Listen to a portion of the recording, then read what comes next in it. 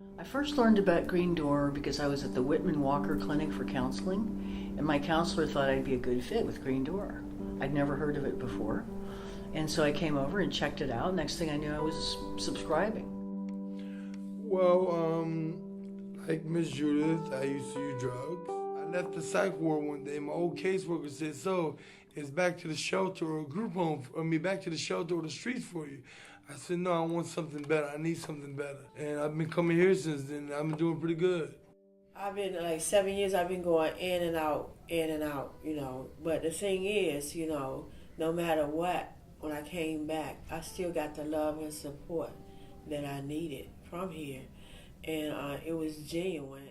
I didn't think there was any hope for me at all, man. You know, because I would sleep outside on concrete in the freezing cold, and it was so bad that I would have to take my jacket off just to use it as a blanket, you know, and sleeping at bus stops and everything, and I was just doing bad, and this is support, you know.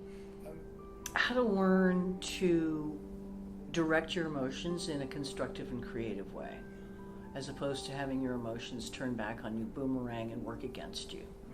So that's a good group that I do. And I take art therapy, which is excellent because you can be silent and just express. Adjusting my approach that meets their, I guess, artistic development level. That's one way in which I sort of work with a client that's maybe having some difficulty, but also, you know, giving them a place to start. So the Next Step program is a day program for adults with severe and persistent mental illness. The sense of community is something that really attracts me to this kind of work, and being with the client 6 hours each day, there's not another kind of work like that.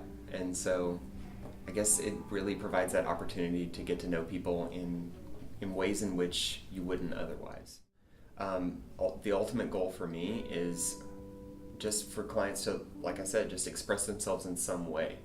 And oftentimes what I've seen it's kind of cool seeing clients come in with a mindset at times where I'm not an artist, I can't do this, I'm not going to be able to, but then really grow and change, and then their attitude changes and they just take to the work and it becomes something that they love and they just get absorbed in. And the groups, I love the groups because it challenges me. It challenges my mind, and it gives me a new way of thinking, a new way of doing things, and also gives me hope and courage, and it helps me. And now that I'm starting to really believe that I have a life. I deserve to live, and I deserve to become somebody. My heart. This is where my heart is, because I don't want just a job when I work. I want to be somewhere I really want to be and doing what I really want to do. So by being here at Green Door, and I see how the clinicians are so compassionate, and then my peers and all the help that's here, and the love and everything, I want to become a peer support specialist, because I want to now help people, because I've been there and I'm still growing. And I feel like if I can just help somebody by telling them my story and just reaching out to them, and I feel like, you know what I'm saying, I'll be doing God's will. And I feel like all the clinicians here that are giving so much love and support are doing God's will, you know. And that's what I want to do, you know, that's what I want to do. I'm kind of independent. Yeah. So it's like, you know, team. I played team sports. Okay, so I know how to play, you know, rugby and all that fun stuff in teams. But as far as a team that's dedicated to my mental well-being, that just seemed like a stretch. Like, no, they don't really care that much, do they? And they really do. In my experience, they really do.